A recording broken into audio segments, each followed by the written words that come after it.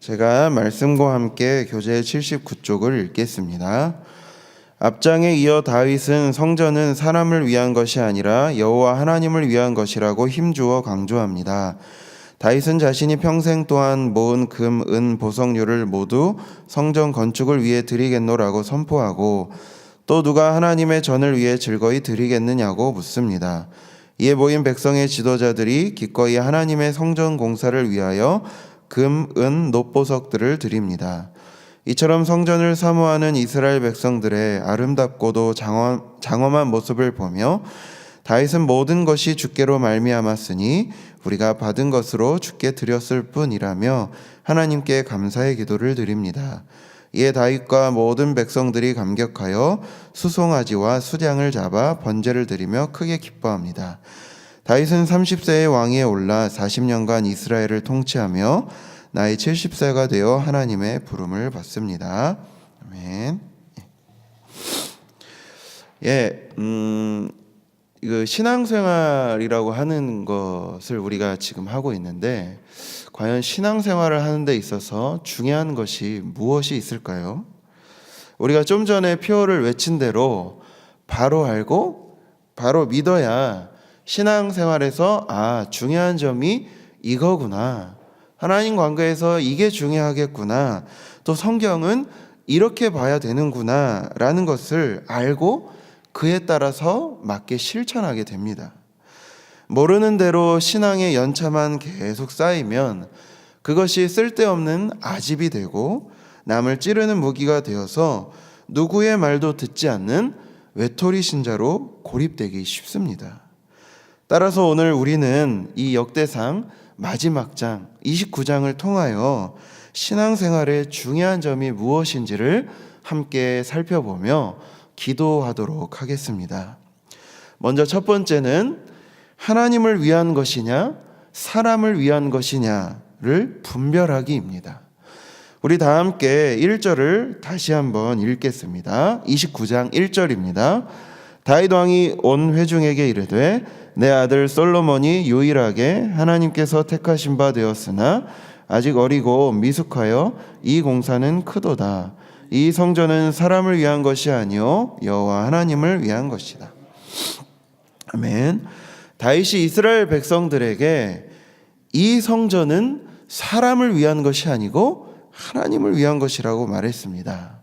다윗은 솔로몬이 아직 어리고 미숙하고 이 모질지를 못해가지고 그런데 이 성전은 아주 큰 일이라고 합니다.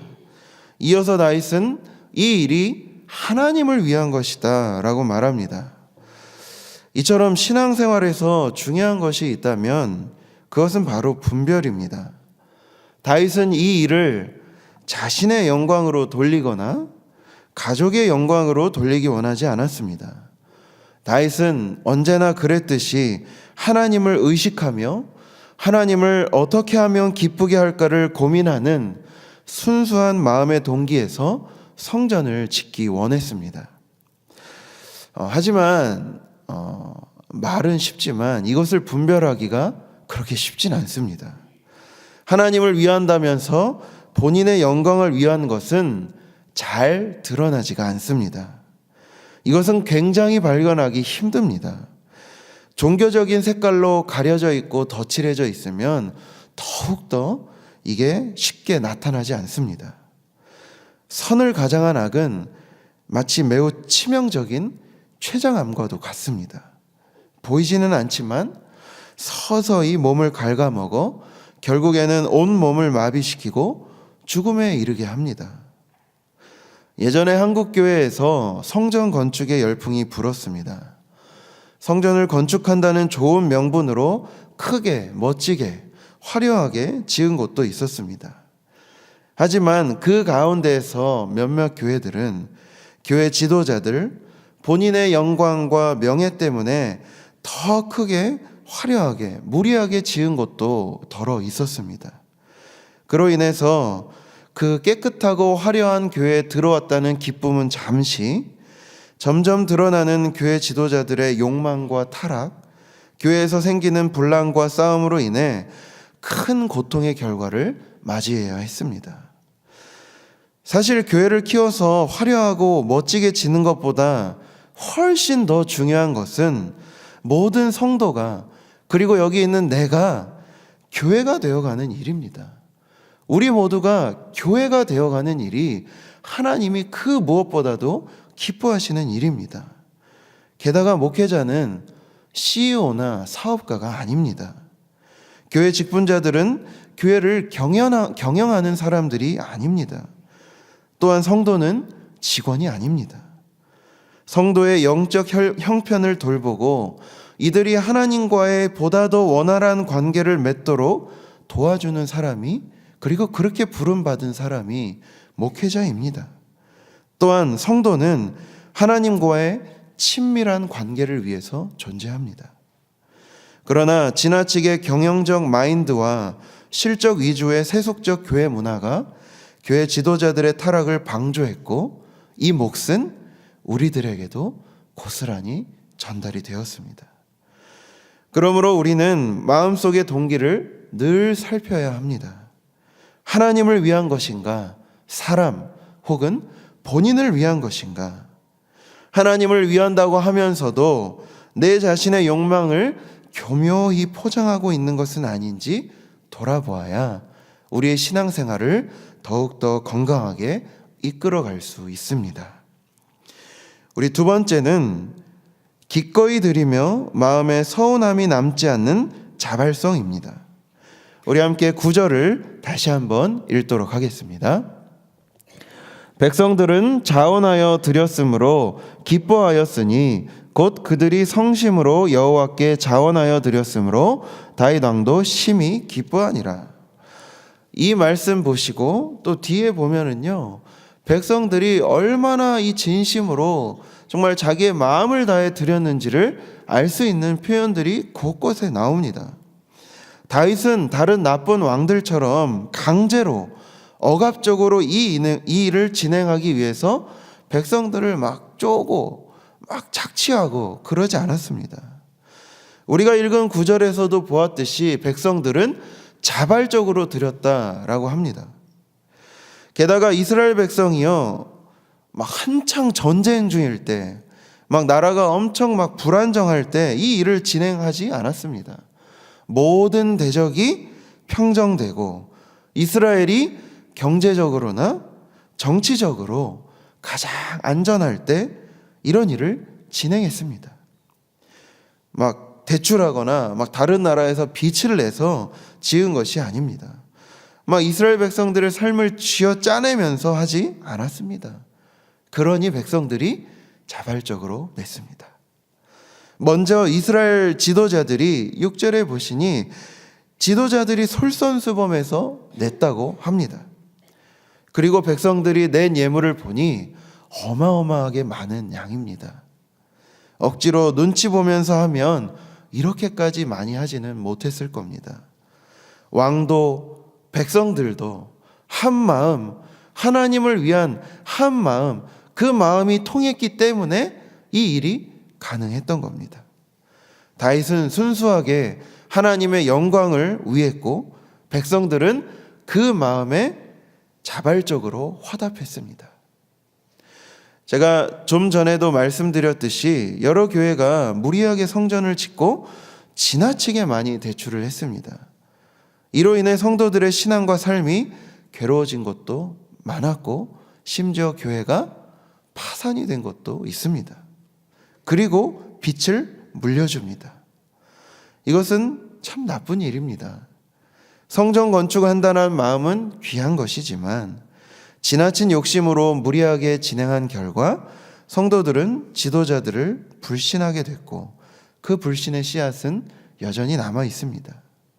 흔쾌히 하나 서운함이 남지 않도록 하는 자발성은 여유와 넉넉함, 평안함이 전제될 때 그렇게 서로의 처지를 잘 살피고 하나님의 마음이 서로 통했을 때 가능한 일입니다. 여유와 넉넉함이 떨어지면 자발적이긴 하나 서운함이 남아서 결국엔 신뢰하지 못하게 만들 수 있습니다. 교회 공동체에서 또한 신앙생활에서 이와 같은 자발성은 교회를 역동적으로 또한 신나게 또 서운함이 남지 않도록 만드는 중요한 원동력이 됩니다. 세 번째는 모든 것을 주께로 돌리는 겸손함입니다. 우리 14절을 함께 읽도록 하겠습니다. 14절입니다. 나와 백성이 무엇이기에 이처럼 즐거운 마음으로 드릴 힘이 있었나이까? 모든 것이 주께로 말미암사오니 우리가 주의 손에서 받은 것으로 주께 드렸을 뿐이니이다. 그 엄청난 양의 예물을 보고서도요, 그리고 그런 자발성을 보고서도 다윗은 조금이라도 우쭐하거나 으스대지 않았습니다. 하나님, 대체 제가 무엇이기에, 이 백성들이 누구이기에 우리가 이렇게 드릴 수 있었습니까? 이 모든 것은 주께서 하신 일입니다. 우리가 주께 받은 것을 그저 주님께 다시 되돌려 드렸습니다. 라면서 오히려 주님이 하셨다라고 주님께 모든 영광을 돌립니다. 한 왕이, 지도자가 이처럼 겸손히 진심으로 고백하는 일은 쉽지 않습니다. 누구라도 그 엄청난 양의 광경을 보면은 어깨가 절로 으쓱했을 것입니다. 하지만 다윗은 겸손했습니다. 이 모든 일을 하나님께로 돌리며 자신의 정직한 마음까지도 다 하나님께 드렸습니다. 이 겸손은 신앙인의 최고의 미덕 중에 하나입니다. 겸손한 신앙인은 하나님을 기쁘게 함과 동시에 그의 주변에 있는 사람들에게도 동일한 기쁨을 선사합니다. 마치 꿀벌이 꽃에 다가가듯 겸손한 사람 곁에는 좋은 사람이 주변에 있기 마련입니다. 그런데 이런 겸손은 어느 특정 기간에 끝나버리는 제자훈련이 아닙니다. 겸손은 우리가 평생 연습해야 할 신앙의 훈련입니다. 겸손을 매일 기도하며 훈련하면 어느새 우리는 주님의 더욱 가까운 모습으로 변화되어 갑니다. 또한 겸손은 언제 어디서나 우리가 누구인지를 드러내주는 지표가 되며, 겸손은 우리가 다른 형제 자매를 어떻게 대해야 하는지를 밝혀줍니다. 제 개인적으로는 이 훈련이 참 쉽지 않습니다. 그래서 저는 늘 새벽마다 하나님께 제 마음에 겸손함을 허락하시기를 구합니다. 왜냐?